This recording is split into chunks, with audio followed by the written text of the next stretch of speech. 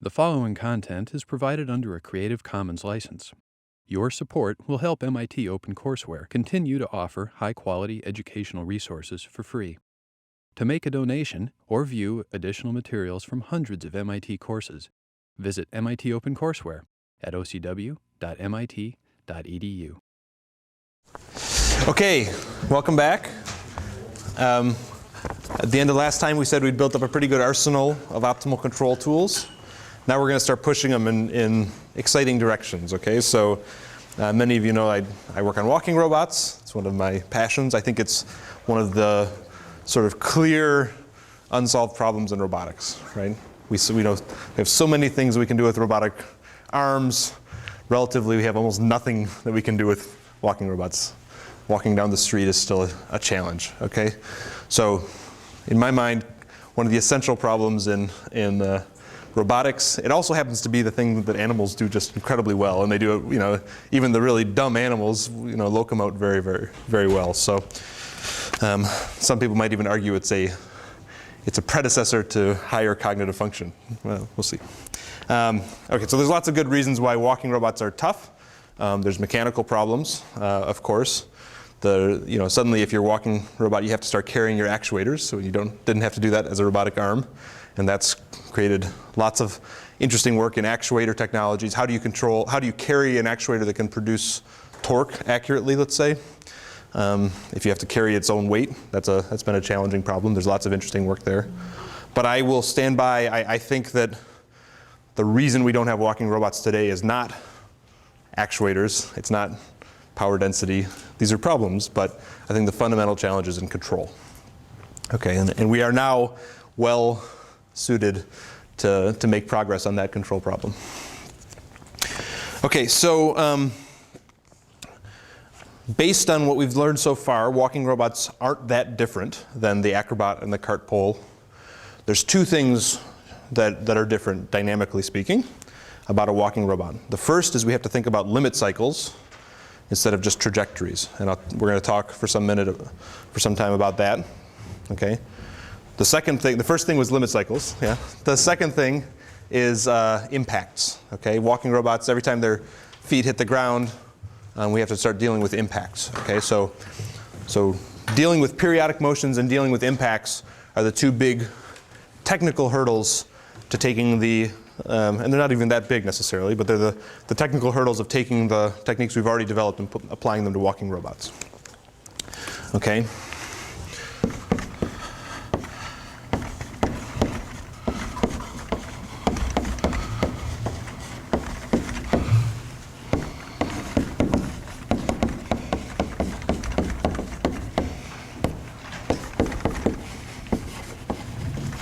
And impacts more generally might be called sort of hybrid dynamics,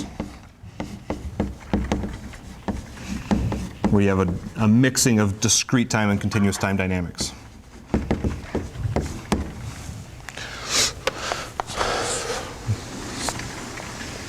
Okay, so before I launch into some of the models of walking, which we'll get to pretty quick, let's do a toy example to start thinking about limit cycles and limit cycle stability.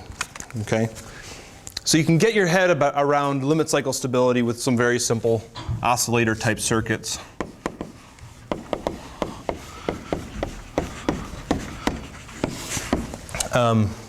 My favorite simple oscillator is the Vanderpol Oscillator.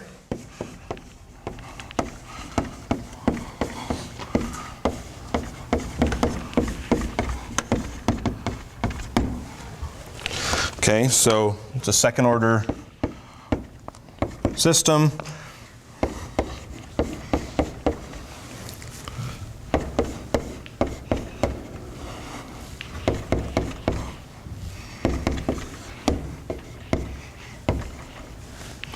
These are the standard equations for a Vanderpol oscillator, where mu is some parameter you can choose. You can look at it pretty quickly and start thinking about it almost like a very simple spring mass damper system. The only complicated part is it's got state-dependent nonlinear damping. Okay? So think about it almost like a spring mass system, but it's got nonlinear damping, state-dependent damping. And in particular, if you look at it, you can think of it as having, if the magnitude of x is less than 1, then does it have positive damping or negative damping?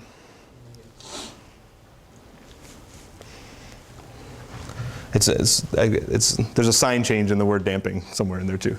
It's going to add energy to the system if x is less than 1, yeah?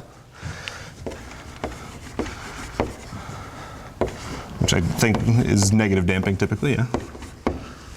And if x is greater than 1, it's going to remove energy, right? It's going to dissipate energy.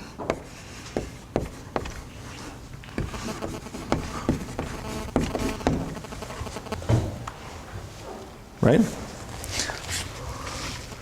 So it's not too hard to believe that you're going to end up with something that oscillates, right? If it's adding energy for small x's and removing energy for large x's, it's not too surprising maybe that you get this thing going and it starts oscillating. Okay. I might as well show you the real trajectories instead of drawing them badly.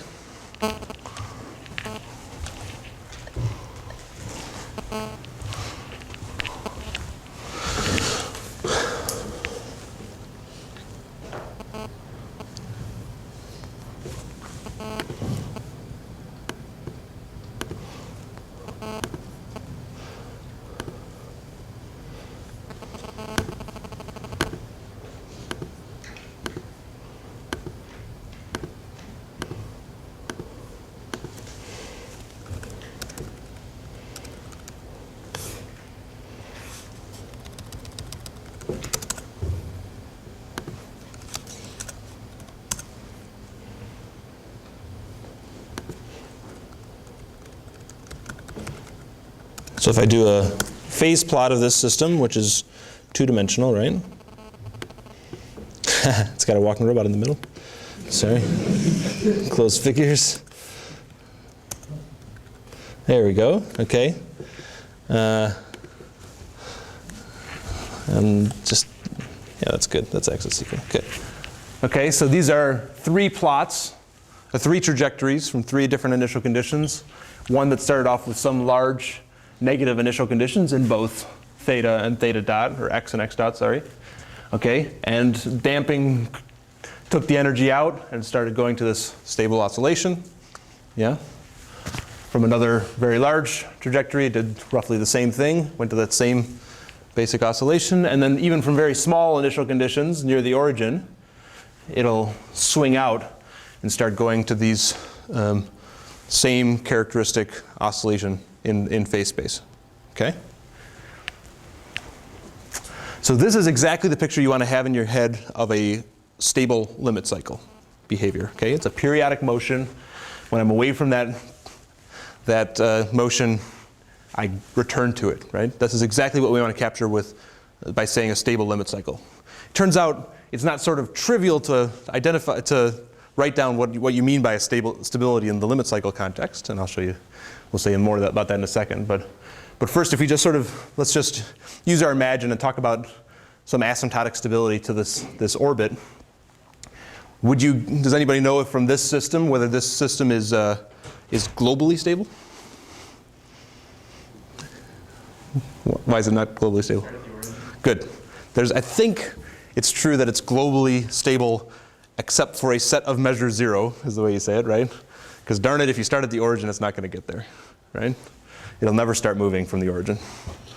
Okay? Any other initial conditions will find their way back to that stable limit cycle. Okay.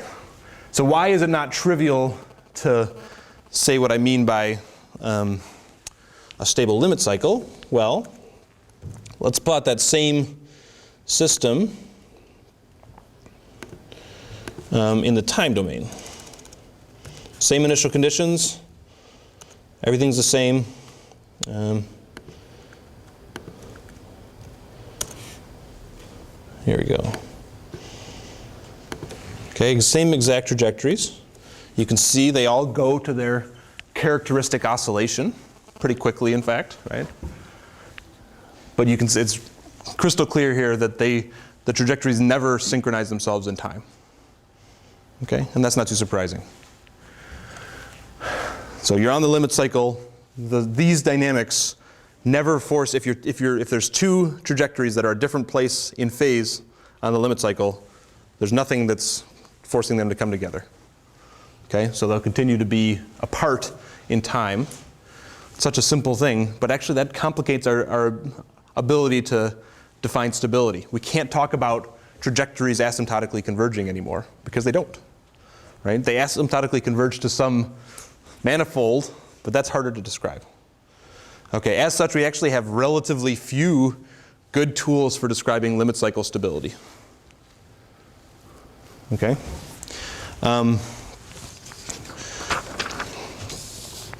The standard tool, well, let me say a few things about more about limit cycle before I tell you the standard tool. But there's actually a few things that are interesting, just good general knowledge about limit cycles. Turns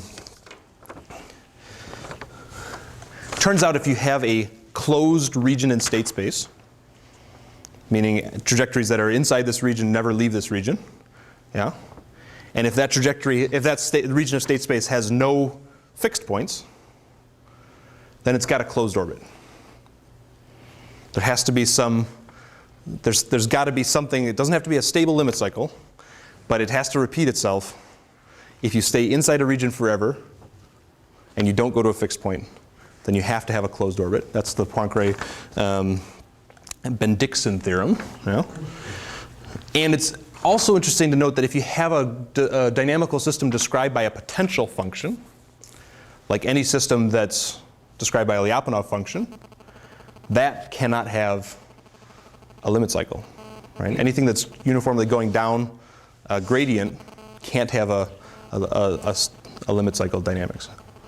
Okay, so a lot of Lyapunov theory doesn't apply directly, right? And another thing is that people don't always call any closed orbits. These are just random factoids about limit cycles before we go on, but they're good culture here, right? But if you have a closed orbit in state space, if it's stable, people would call it a limit cycle. If it's unstable, people call it a limit cycle. If it's marginally stable, people don't really use the word limit cycle. Okay? So for instance, on the undamped pendulum, yeah, the marginally stable orbits, there's no stability properties on these. People would typically not use the word limit cycle to describe those closed orbits on the phase space. Okay? But anything that has this sort of converging or diverging property around a single trajectory. So another way is, so what's another good way to say it? They basically, there's some words that I liked about the trajectories have to be isolated in space, basically. If these closed orbits are not isolated in space, if there's not something sort of separating between them, then people don't use the word limit cycle to describe it. Okay? Okay, so we can't talk about asymptotic convergence of trajectories on limit cycles. We can't use vanilla Lyapunov functions to talk about stability on limit cycles. So what do people do? All right? There's a standard trick that most people play, and that's the idea of Poincare sections and Poincare maps. How many people have seen Poincare maps before? Okay. Here's the idea. So I've got some orbit in state space. This is XX dot of my Vanderpol oscillator. Yeah. Instead of talking about convergent to some orbit, I'm going to define a particular surface in this state space. Let's say I define, that's a bad choice. I've got 40 colors here. I had to pick the one out. That's not a very good choice either. Green's got to work for me, yeah? Yeah. They're all fairly toned down. Okay?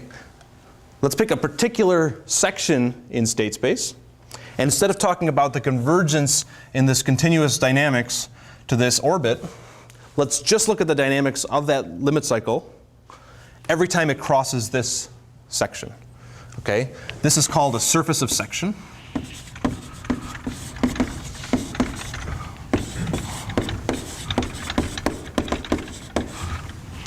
Often referred to as just some big S. And a surface of section, if it's the case that all trajectories that leave the surface of section eventually return to the surface of section. I'm going to write this down. Then defining a surface of section allows you to convert the continuous time stability of a limit cycle into the discrete time stability of a fixed point. Okay?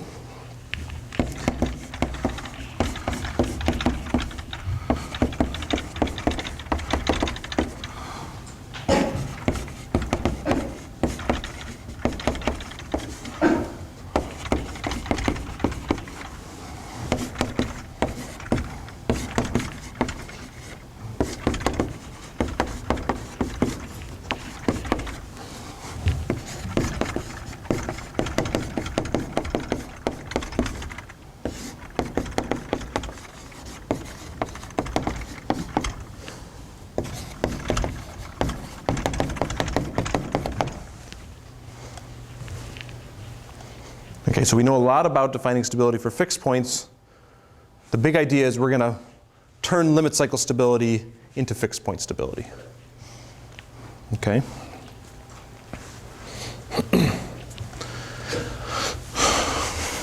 And the name of the technique is the Poincare map technique, let's say.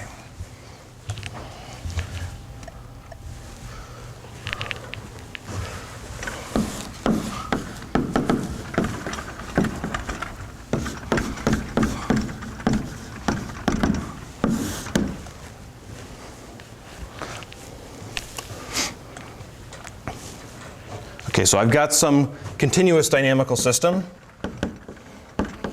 Let's make it simple. Let's say there's no control to speak of, no time dependence. Let's just keep the simplest sort of analysis. I've got some continuous time dynamical system.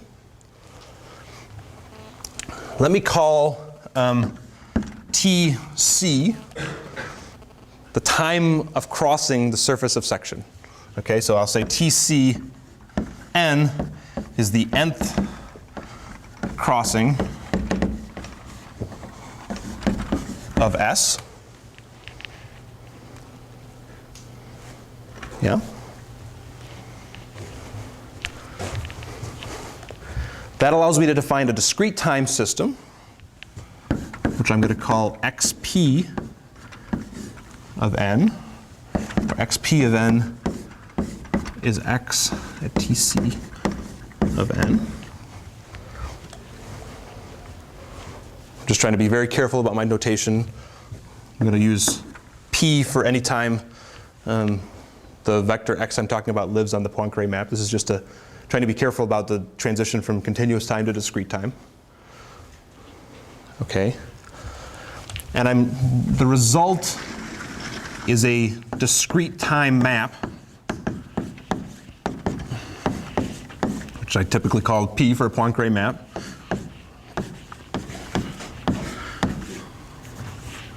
That takes me, it can be linear or nonlinear, right? In general, it's nonlinear for us. Defining that surface of section defines for me a map which says if I cross the surface of section at the nth time at state xp, then the next time I cross is going to be xp n plus 1, right? Right? So if I'm on the Vanderpol Oscillator idea, let's say xpn is something here. I've defined my surface of section in this case to be the place where x equals 0, x dot is greater than 0, right? Just to define only half of that line there. It's a line segment. Okay, this thing we saw is going to go around like this, it's going to get a little closer to the nominal trajectory. It's going to come back here, right? So this mapping is what I'm capturing in P, right? If I go around again, I'll come here, yeah? The key idea is that if that map exists for all states, for any time I'm on this map, I go around and I can get back to the map, then knowing that you have stability on this map that points in XP, if XP, as it evolves in time, goes to a fixed point, then that must also imply that you go to a limit cycle fixed point in continuous domain. Nothing else is allowed to happen. If I'm on this state in my continuous time world, then nothing else is, there's no time dependent functions here. There's no other state that I'm not looking at. If I'm on this trajectory, I'm going to stay on that trajectory. Of course, a disturbance or something could knock me off, but that's not, we're just looking at the nominal system, right? So fixed point stability on the map implies limit cycle stability in continuous time. Okay? Awesome. So if I don't really need that yet. If I work out the map for the Vanderpol Oscillator, let me draw this map now as xp at the nth step, going to xp at the n+1 step. Yeah? Okay, at 0, it doesn't go anywhere. So that's an easy point to draw. Yeah, I know it crosses 0.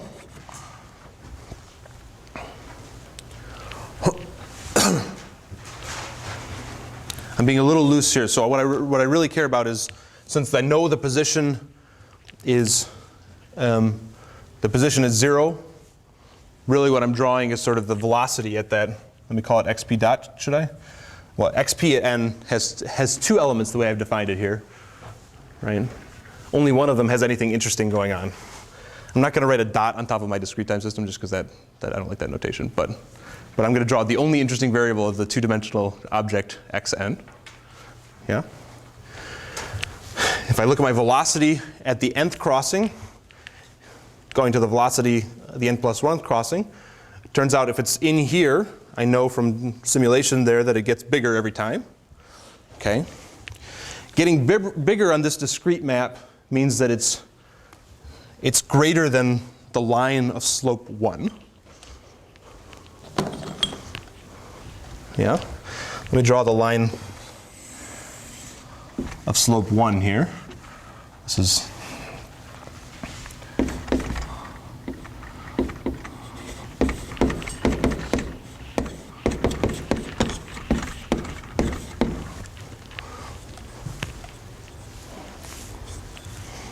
okay. On the Vanderpol Oscillator, it starts off getting bigger, bigger, bigger. And then at some point it crosses here and goes off like this. I think I can even tell it to generate that so you believe me. Poincaré. And I did it on top of my other plot again.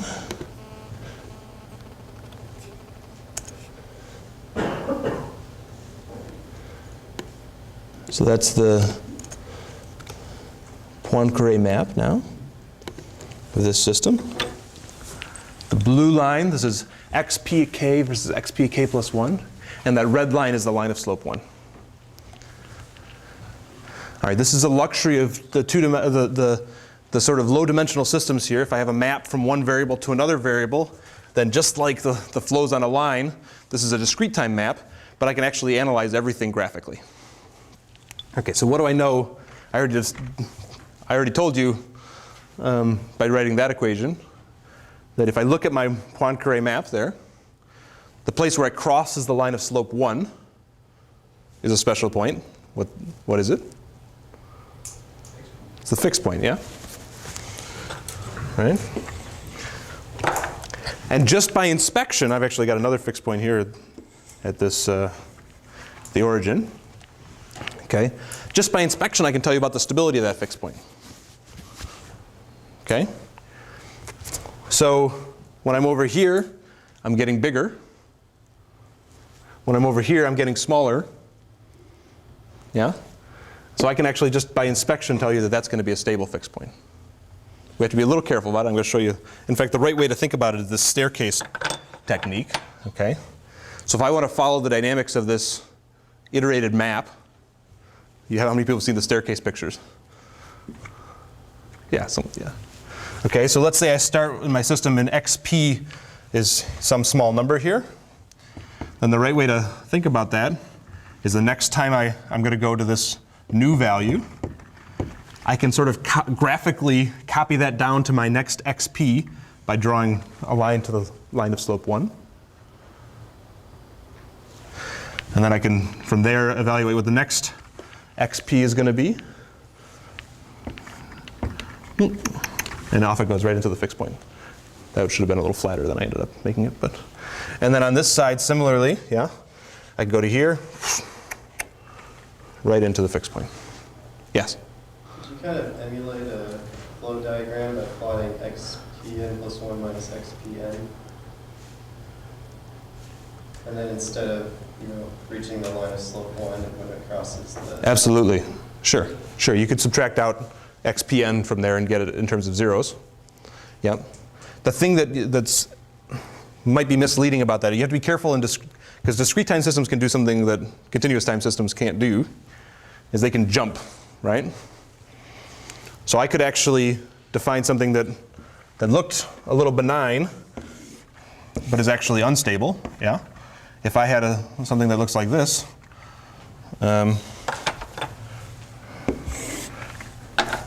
what does that do, right? You go here, here, boop, and well, I guess it goes down to here.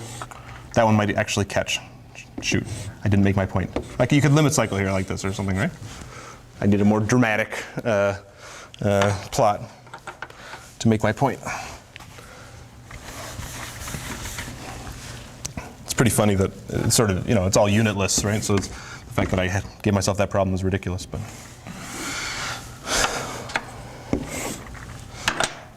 You can imagine starting up here, getting bigger and bigger, and off you go, right? Okay, so what are the conditions for stability, local stability on that fixed point? You all know what they are, but just now you can maybe see them graphically by my exaggerated example. What are the conditions on the local stability? What does the slope of that line have to be? The magnitude has to be less than 1. Right? It could be sloped like this, sloped like this. What matters is that it's not sloped past the line. Yeah? The simpler thing to draw for instability, it would be if my plot had gone like this, that it's clearly unstable. Right? Because then I go like this, this, this, this, and off I go to infinity. But it also happens if I'm unstable like this, because I oscillate myself off to infinity.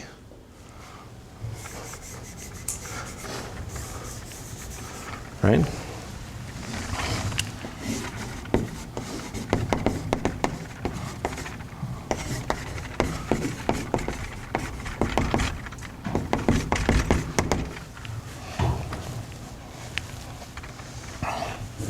If I look at the gradient of p with respect to x at some fixed point, right?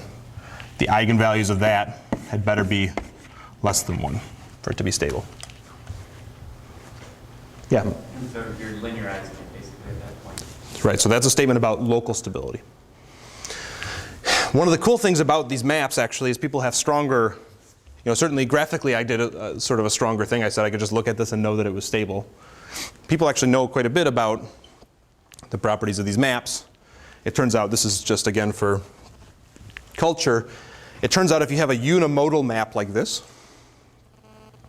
if the gradient doesn't change sign, okay, then, and if it's locally stable, then you can infer global stability. Okay, there's a citation in the notes where you can see that, the careful result of that Okay, some of the Kodachek's hopping work exploited that result. Okay, so people do know some things, more strong global properties of these maps. Yeah, but the trivial one to think about is this local stability.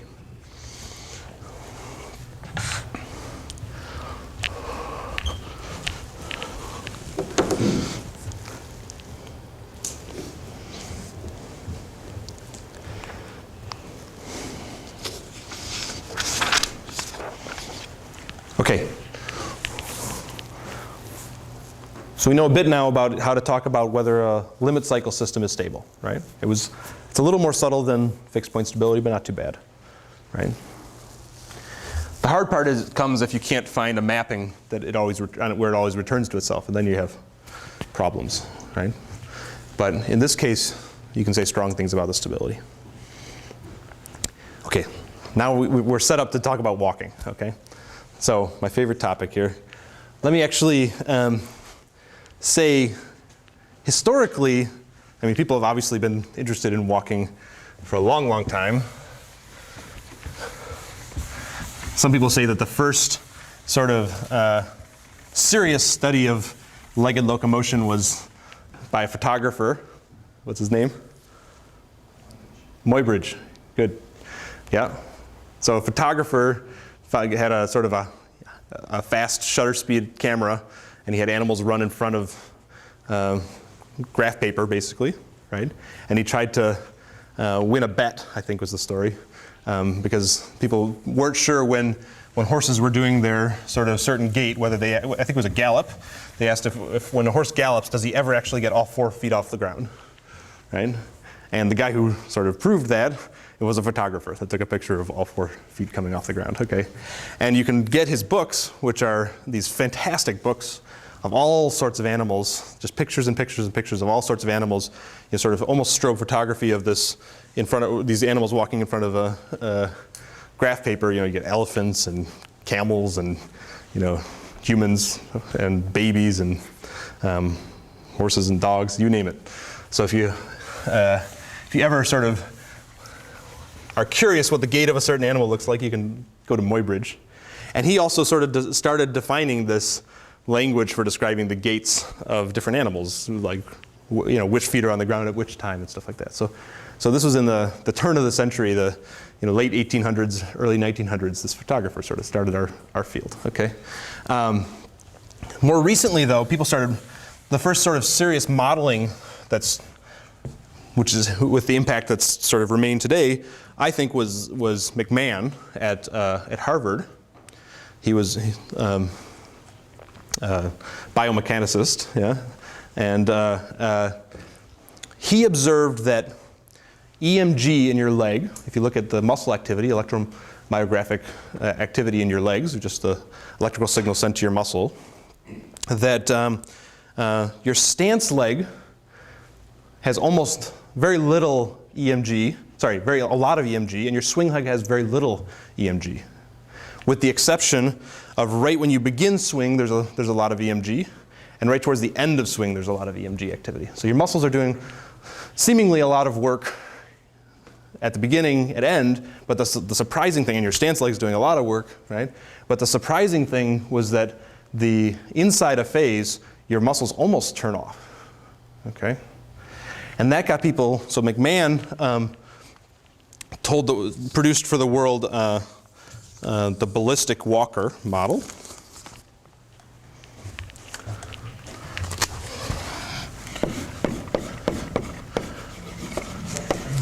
He was at Harvard.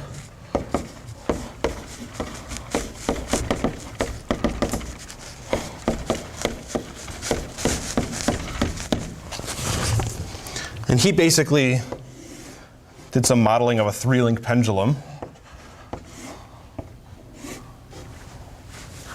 Something like that. And showed that, that even with a straight leg on your stance leg, if you let your swing leg just go, that you can get very natural gaits coming out, very, very reasonable kinematic descriptions of what human walking looks like. Okay? Hence the name ballistic walker. This is a passive phase. So one of the dominant ideas that came out of that work was this sort of notion that people talk about now as walking by vaulting.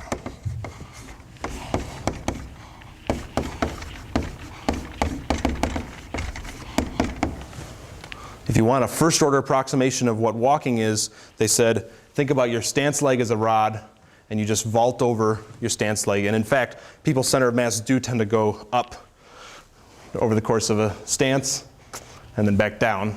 Okay, so the dominant theory really was that you could think about this as a stiff leg, right? And then an almost passive swing phase. Okay? Now, I remember last year's dynamic walking meeting. Basically, half the talks were saying walking is not vaulting anymore. It's like just in the last year or so, people are really, really changing their mind about this, including you guys in the media lab are talking a lot about the role of compliance in the stance leg in energy storage during walking, which was left out of these initial models. But I think if you want a zeroth order model of walking, thinking about your stance leg as straight is not a bad way to start. Okay. And the other thing that happened because of this work was this idea of passive dynamic walking. Yeah.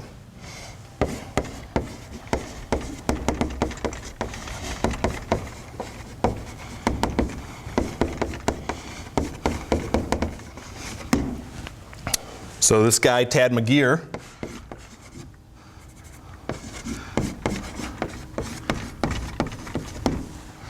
so McMahon's model was just a model of the swing phase. It didn't talk about stability. It didn't even talk about ground contact. It wasn't a sort of a periodic motion. It was just saying something about the kinematics of swing phase. And this guy, Tad McGeer, who's actually an aero engineer, he works on UAVs now, yeah, came in and turned the robotics world on its head by building a bunch of machines that had no motor, no controller, and walked down a small ramp, basically using these ballistic walking kind of ideas. Okay?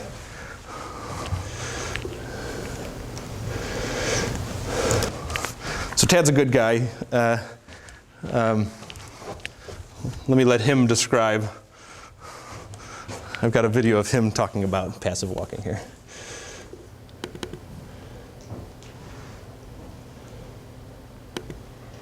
This familiar toy is a passive dynamic walker with energy supplied by a falling wave and a right start. It settles into a steady walking cycle sustained by an entirely passive interaction of gravity and inertia. This machine is also a passive dynamic walker. For that matter, I may be a passive dynamic walker. As you'll see, our gaits are quite similar. The camera was running the day when the analysis and my intuition were brought conclusively into line.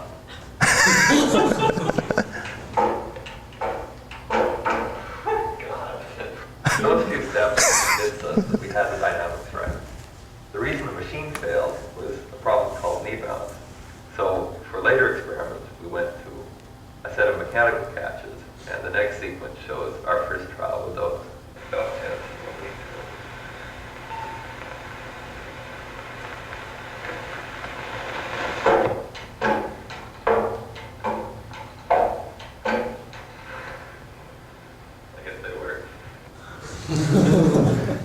That's a big deal. That's when that started, a lot of research, right? 1990. 1990, exactly. So,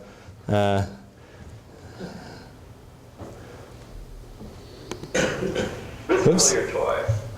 sorry. With today is that we have all four debouncers on each leg. The knee latch is the last time are the debouncers of today. Raise his hand. Yeah. Oh,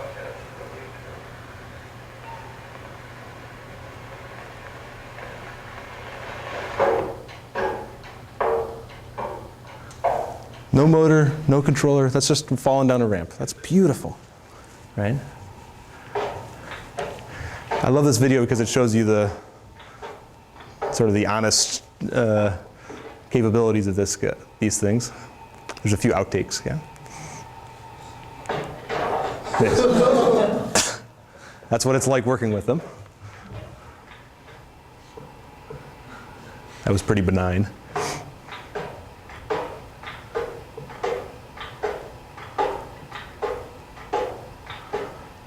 It's a pretty robust phenomenon, right? So this is, he's changing the ramp angle quite a bit, right? And getting these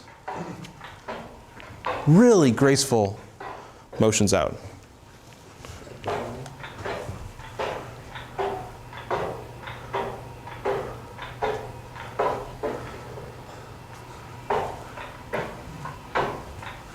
This guy walks sideways for some reason.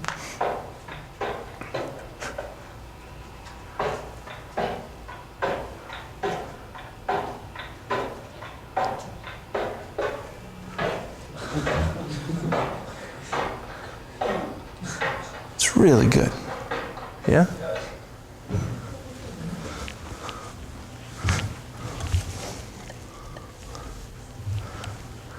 You got to realize this was at a time when the walking robots of the world were going like this, right? You know, moving like that. This guy says, I got a robot with no motor, no controller. Look what it can do. Yeah? Really amazing. And he was an aerospace engineer. Go figure. Yeah? This is stealing the show. Hold on. That's the next bit. Okay, so these passive walking ideas have really had a big impact on the world of walking robots. They had it in two waves, I guess. They had it, this initial, everybody knew that a purely passive walker could walk down a small slope, and then, you know, people have been working for the second part of that video was a video finally someone had put motors on it and make it walk on the flat, because it took a surprisingly long time to make that leap. Okay, so now people, I think, don't just think they're a nice party trick, but they're actually maybe useful for design of real walking machines. Okay. Well, because they don't know how to do underactuated control. Yeah. I think that's quite honestly, that's my answer. Yeah. It's hard to. We don't have any good control ideas. I mean, what you want to do here is just push a little bit of energy into the system in the right way. We don't know how to formulate those control problems when the systems are so nonlinear and discontinuous and everything. Plus, I think the people that are good at building those things maybe are not the same people that are good at control, right? It takes a special talent to turn enough screws. So you should know that, right, the way that the knee stayed attached, how do you think the knee stayed attached in that? Why did the knee not bend during the stance phase? Magnetic or something? It wasn't magnetic, but that's close. You could imagine maybe the curvature of the foot doing it, but that's not it. There's suction cups, yeah? It goes, and the suction cups don't just stick. You poke a hole in the back of the suction cup, and you tune the leakage of the suction, right? So that at the right time, it pops off and goes like this. This is not, you know, for the weak of heart. There's a lot of tuning that goes into these things. So our most dramatic failure, I think, was we were doing a point foot version of Magir's walker. And for the point foot to work and get this nice swing without the curved feet, we had to put a lot of mass on the upper leg, not a lot on the lower leg. Yeah. So we had these little fiberglass lower legs and big, heavy upper legs. And our failure was not just sort of falling down, it was exploding the lower leg into pieces, right? And completely crashing. John, do you remember that day? Yeah?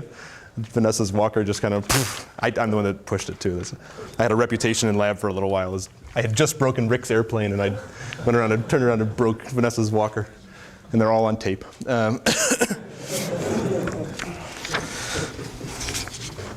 So Magir, apart from building these beautiful machines, gave us this beautiful model to think about the essential dynamics of walking. Okay, the ballistic walker told us about the swing phase, but that's actually sort of secondary. What really matters is this passive interaction between inertia and gravity, as Tad said. Okay, and it turns out you can understand that if you just think about this little system called the rimless wheel. Okay.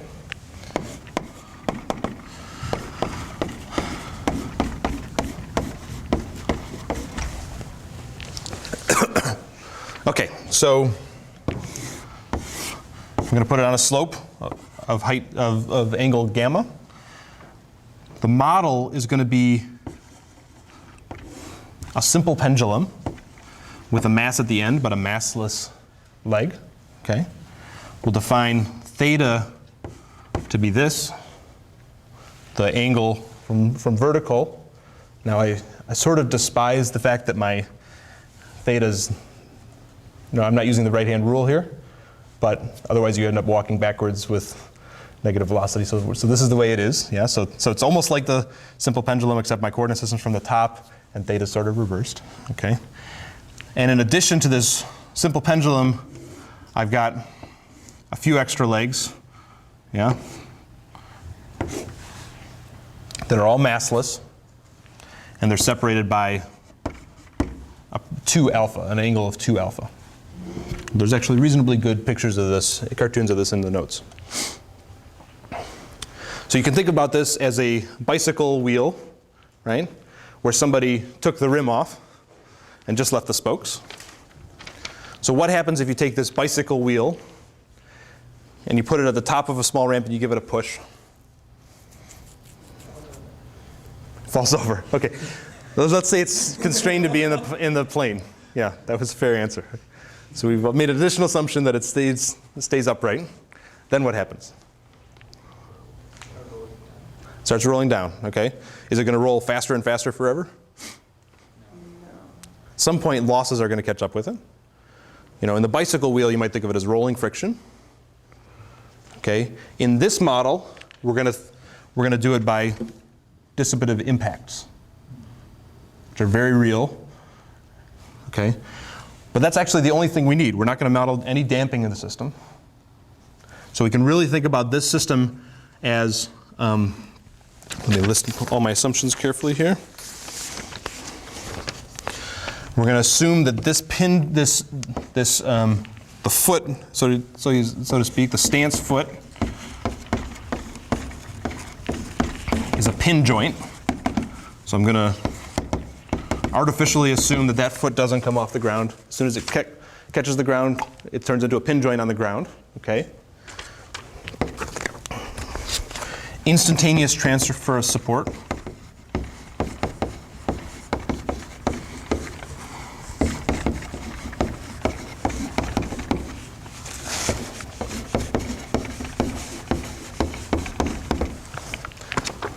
Which means as soon as this leg comes around and hits the ground, it becomes the pin joint and this guy's free. I only think about one ground contact at a time. I assume that there's an instantaneous transfer of support. Okay. The limit of standing on 2 legs is just modeled as switching back and forth really fast between those 2, and it works out okay. Yeah? And then I'm going to assume that the collisions with the ground are inelastic and impulsive.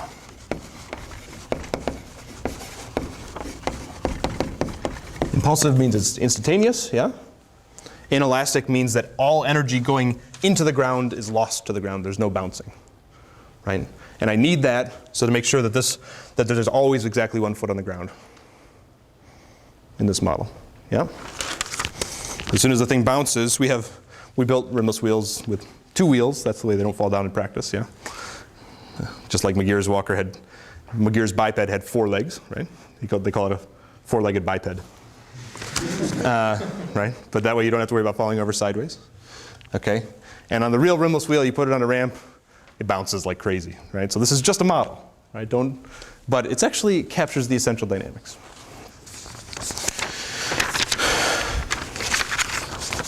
Okay, so now you see why it was good to know everything we know about pendula. Yeah? How is this thing going to work?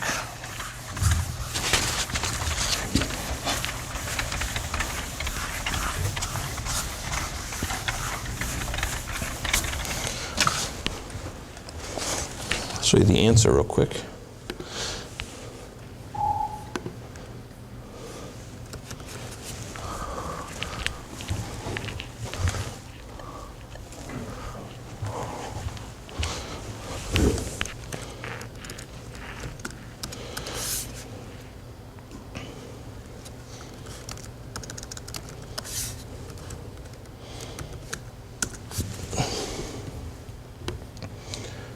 Okay, so here's my rimless wheel.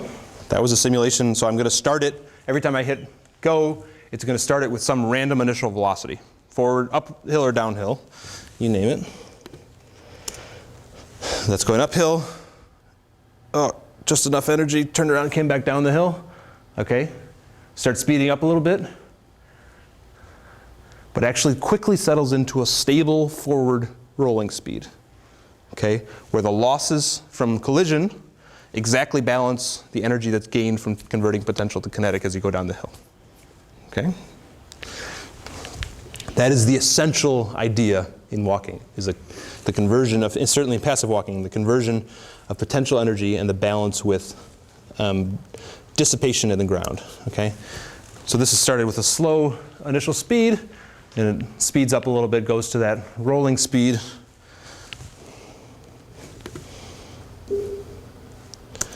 If you start it really fast, it actually slows down pretty quick. It goes to that same rolling speed. Can you see where I'm going with this? We got a stable limit cycle, right? It's periodic, clearly. It's not going to be stable in the trajectory sense, but it's going to be stable in the limit cycle sense. Okay? Just I want to see the one other thing that can happen. The cool thing about simulating rimless wheels is you get all these aliasing effects and stuff, right? So if it's going uphill too fast, it looks like it's going downhill. There you go, uphill, uphill. Okay, let's see what happens. Yeah, okay, so that one just ran out of energy and stayed still. That's still my instantaneous transfer of support. The simulation's going changing ground contacts infinitely fast, and that's a perfectly good. There are serious simulation people that say that's the right way to handle it. Even some say that you should simulate your rigid body. You should simulate a pin joint by constantly modeling impacts at the joints. Right? This guy, Brian Murtick, who was at Merle for a while, I think did some pretty convincing work in that world. All right, so that's the answer we're going to get. Now, can we see how that works on the phase portrait? Okay.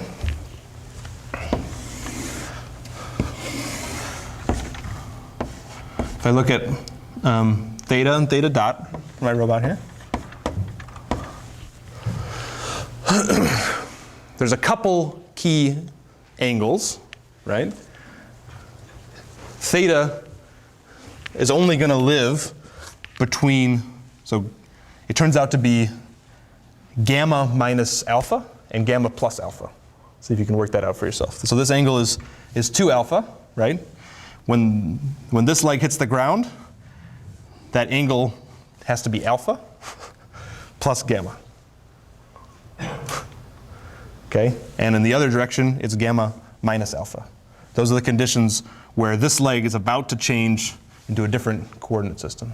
And I forgot to say, when this foot changes and hits the ground, I quickly redefine theta to be the theta around the new pin joint. Right? I just reset my coordinate system. Okay, so there's a couple key places in this plot. Somewhere there's some small gamma, and that bisects 2 very important lines here, which are gamma theta equals gamma minus alpha, and theta equals gamma plus alpha. Okay, my coordinate system is 0 around the unstable fixed point. That's what happened when I flipped my coordinate system to the top. So if I want to superimpose the phase portrait of the pendulum, it says 0 is going to be the unstable fixed point, so I get the eyes going out this way, right? That's the homoclinic orbits, if you remember, yeah? And the smaller orbits come in and do this.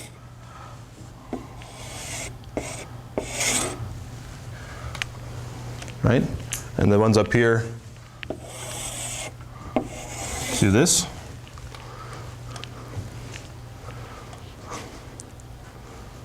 Does anybody have the foresight to sort of jump ahead and tell me where my limit cycle is going to live on my picture here? Above. Okay. What's it going to do? It's going to keep the trough in the same place, an inch. Awesome. Very, very good. Yeah, very good. Okay. So here's everything we just saw in the rimless wheel, okay? If I'm rolling fast, if I start with some initial velocity rolling fast, say I'm high up on this line, then what happens, okay? I'm going to ride this guy over here. It turns out the collision model, I'll tell you the collision model in a second, but the angular momentum, the inelastic collision at the base essentially takes out a fraction of your velocity at every step. It's a linear fraction of your velocity at every step. Okay. So I take my coordinates over to here, and then it's going to reset to a velocity over here, but with some fraction of that velocity dissipated, and I get a new trajectory like this. It comes over to something like this, and at some point that fraction exactly balances, right? So because this thing is not symmetric, right? When I start here, I end up a little bit higher with a little bit more velocity at the end than when I started. And I lose a little bit of velocity in my impact. And at some point, those things exactly balance and end up with a stable limit cycle that looks like that. Right? What else can happen? If I start with too little energy, the whole thing runs out of energy and stands still. What's the critical energy level? The homoclinic orbit, right? If I'm just above the homoclinic orbit, it actually speeds up and goes to that same nominal limit cycle. But if I'm just below the homoclinic orbit, then I never actually make it across to this thing. I just end up going bunk over to here, and then it actually comes in, if you have to think about it, but trust me, comes in like this, bunk, like this, and just ends up running out of energy and standing still. Right? If you start just above it, but then the collision knocks it down, but that can happen too. It depends on the parameters. Yep. Yep. But in the parameter regime I'm in, which I think is the standard one you want to think about, this has got, in order for it to have some stable fixed point. So basically what you're talking about is a parameter regime where you have no stable fixed point. No stable rolling limit cycle. Assuming your velocity... If I'm just epsilon above here, and I go down, then I'm only going to stand still. If your collision model is that you always lose a particular fraction of your velocity? Yes. Okay. Mm-hmm. So in the case where we have a rolling fixed point, it has to be that epsilon above here actually gets you the other thing. The one maybe you're thinking about too is that there's a place over here where if I start with this energy, I actually come out with a little less energy, and I can actually then go and get caught in either this standing fixed point, or I can transition over into this fixed point and go up and get caught. Okay? There's an easier way to see all this. I want you to see it in the phase portrait because we thought a lot about it. The easier way to see what all this stuff is by defining my surface of section and looking at the Poincare map. Okay? So let's do that. Now in the rimless wheel, because it can be going in either direction, I'm going to define a little bit of odd surface of section. I'm going to define it. It sure feels like I've got a lot of colors, but I don't know, some sort of red and purple mix. Let me just make it really thick here. Good Lord.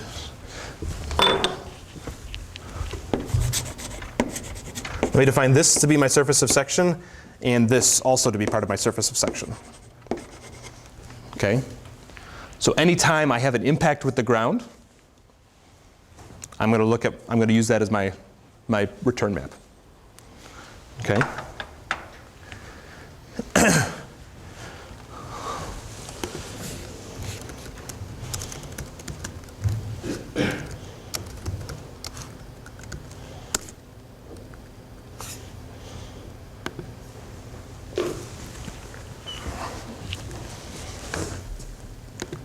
is it just before or just after?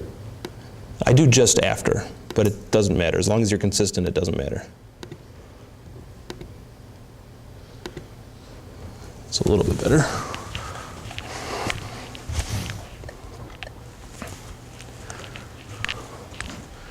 Okay, here's the analytical return map of the rimless wheel. Okay, so just because, I should say the rimless wheel is the one walking system that we actually understand completely.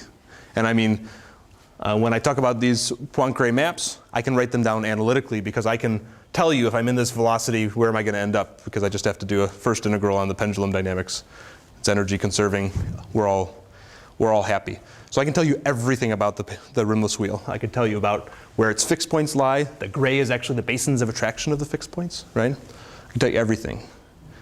There is no other walking model that I know of that I can say that about. But this is what you should aspire to get with all of your walking machines, okay? Okay, so the red line is the line of slope 1. The blue line is the analytical solution to the first return map with the surface of section defined the way I did. Okay, this is post-collision. All right. So it turns out, my lines just got thick enough that it's a little hard to see, but there's a blue line here it says if I'm going too fast, I'm slowing down. Yeah? And it'll do its little staircase right down to this black fixed point just above this green line, which is the rolling fixed point on the Poincare map. This is theta dot at the nth step versus theta dot at the n+1 step, right? So there's a rolling fixed point, and it's actually stable. The blue line goes just above the red line before it goes down. Okay. There's also a standing fixed point with the velocity at 0, which is the standing on two legs oscillating back and forth. Okay, that one's stable too. And then when you're rolling backwards uphill, it always says I'm speeding up. Every time when I'm rolling up the hill, this is negative initial velocities. At every time I'm going to have a little bit more forward velocity on every step. But because this thing jumps discontinuously in that staircase fashion, it's actually a little non-trivial about whether it's going to end up in the rolling fixed point or the standing fixed point. Those gray stripes are actually the basin of attraction of the rolling fixed point. Okay? So it turns out if you roll uphill and you stop with just enough energy, you don't quite get to the top, and then you roll back down, then you'll go into the other fixed point. Yeah? But if you end up at the top of the hill pretty much losing your energy like this, then you're going to stop. But I can tell you everything about this return map. Okay? What's the green dashed lines?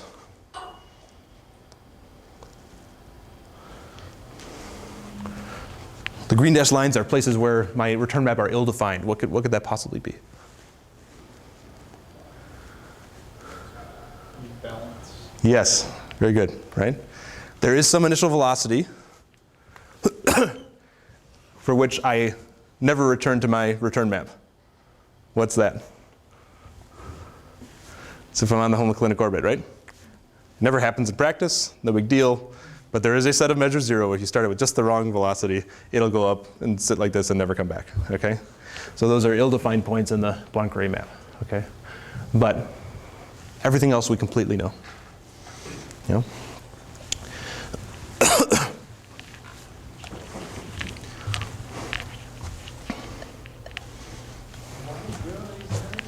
Sorry. What's that? We said like if you initialize it with velocity of 0, then it would stand still there. Yes? And why is it ill-defined? Oh. Why is there a green line on 0? On one stroke.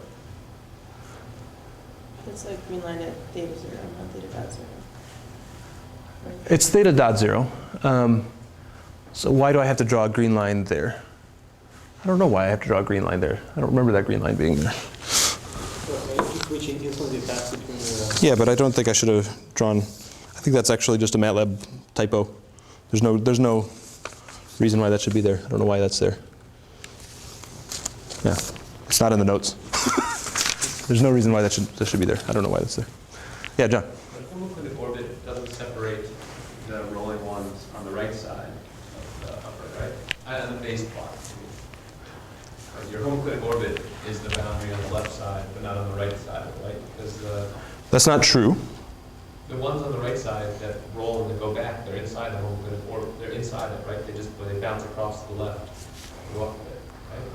So, okay, good. So there's actually green lines every fraction of the way. Is that what you're asking about? Even the first one, this one. This is the homocyclic orbit is not the boundary for what marks the stable rolling gates in the base plot, right? It is on the left side maybe, but on the right side you can be inside the homocyclic orbit. Oh, that's correct. That's correct. So I can end up here with enough energy to transfer over. That's right. Down here, only here is it the. That's good. Yes, that's true. This is the only place where it's the defining part. The transition across from over here is more complicated, which is why we end up with these trajectories which started up going the other way. Yeah, and it's also the case that there's actually stripes of these green lines going up at every boundary between the gray and the white. There's a place where I could have rolled 10 steps and ended up, balanced perfectly, right, and then go back. So I skipped over the impact dynamics. The impact dynamics are good to know, but we can avoid them. But just to give you the intuition, you can define the energy loss at impact by just looking at this rimless wheel immediately before the impact here, and it's got some momentum that's it's moving along this pin joint, so it's got to have some momentum like that.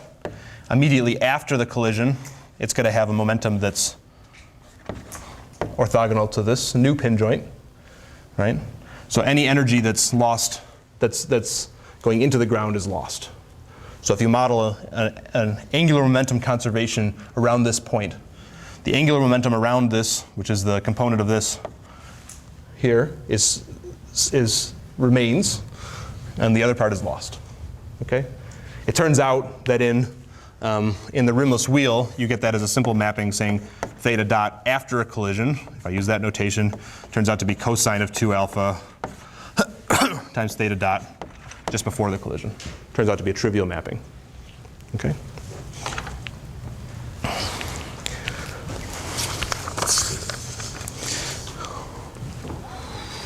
So you now know the essential dynamics of walking. This is actually most of what you need to know if you think about a walking robot, okay?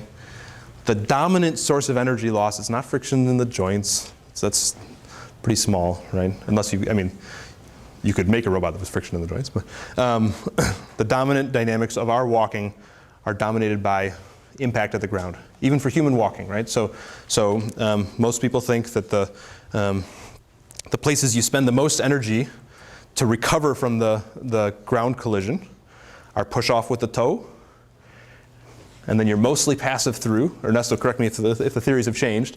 You're mostly passive through, and then there's one other time where you spend a lot of energy, not a lot, but some energy.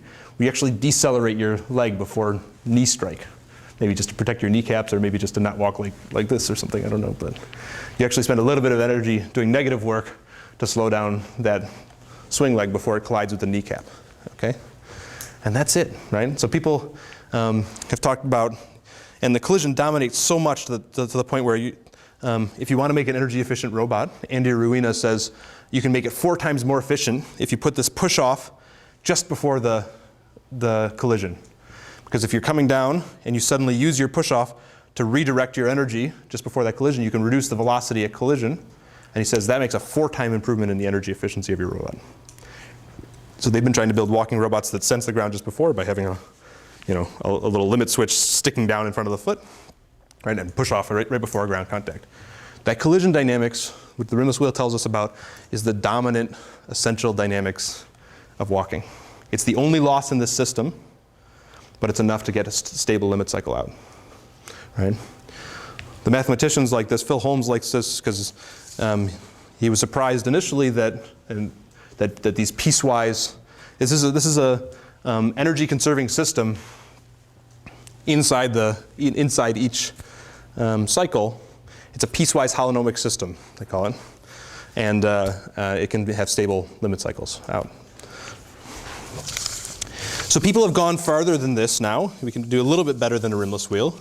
If you understand the rimless wheel and now you want to make it a walking robot, all you have to do is take away the rigid joint at the hip, make it a pin joint. To model the swing leg dynamics, you can add some smaller masses in the leg so it's now exactly the acrobat dynamics. You can imagine putting a torque at the hip, okay? And that's called the compass gate model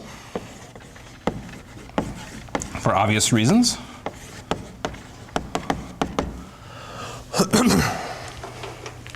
And wouldn't you know it, if you take a compass gate, put it on top of a small hill, give it a push, right? Only losses come from collisions with the ground. Otherwise, it's a passive, even if I have no torque at the hip, a passive stance phase. This thing walks stably down a small hill. Yeah?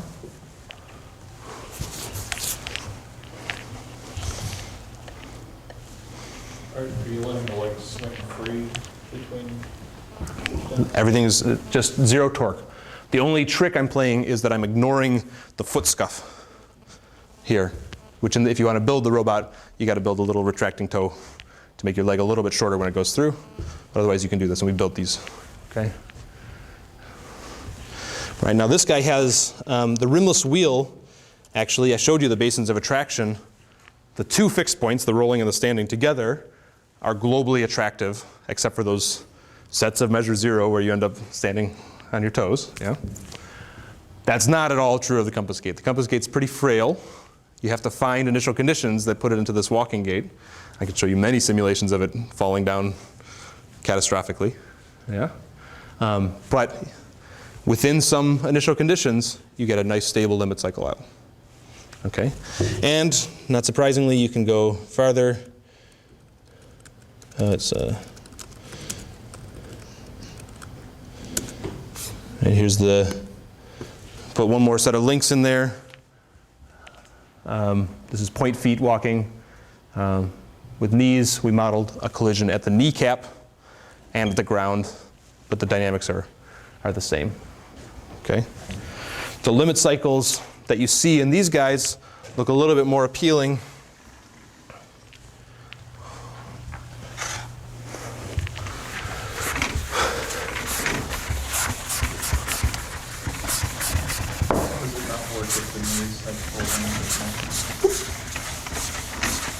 It does not work if the knees have, you need something that keeps it a stance leg for the, I mean, you might get a totally different gate out that could be. Just during the swing, but I guess you'd have to sort of, somehow you have to end up with a straight leg.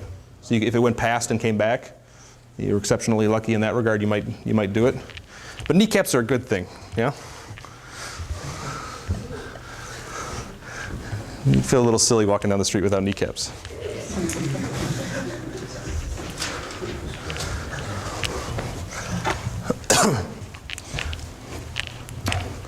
So the dynamics of this, if you sort of project it onto a single plane, you get this nice long limit cycle of the stance leg. You got an impact, which instantaneously decreases your velocity. Then you get your stance leg cycle, which is actually, it's basically a snapshot of your rimless wheel cycle. And then you get another discrete impact, which loses energy on the other side. And you get this nice limit cycle for the compass gate.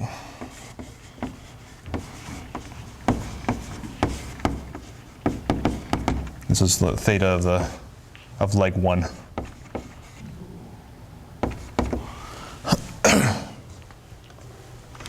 And it's the stance leg here, and it's the swing leg here. Yeah, and trajectories that neighbor this converge to it, just like you'd expect. The kneed walker has another collision that happens somewhere in the middle of your swing, but it all works out, right? Okay, so I've given you enough sort of to, I think, to understand the basic limit cycle dynamics and the basic stability property of these things. Next time we'll talk a bit about how you'd actually apply some of our previous methods, for instance, to this. Now that we've got a limit cycle and we've got hybrid dynamics with these switching, if you want to do things like compute the gradients to do optimization, and so you have to be a little careful about those impacts and how they affect things, but it's not too hard. And we'll tell you a bit about the state of the art in walking control, right? They're all sort of based on this model. And then Thursday's the midterm. I promise to have a practice exam for you. It might not be tonight, unfortunately, but it'll be very soon, tomorrow or early Saturday morning, I promise. Yeah, okay? And feel free to ask me any questions. Some of you are finding me to run project ideas by. That's a great idea. If you want to talk about your project, let me know, let John know. See you next time.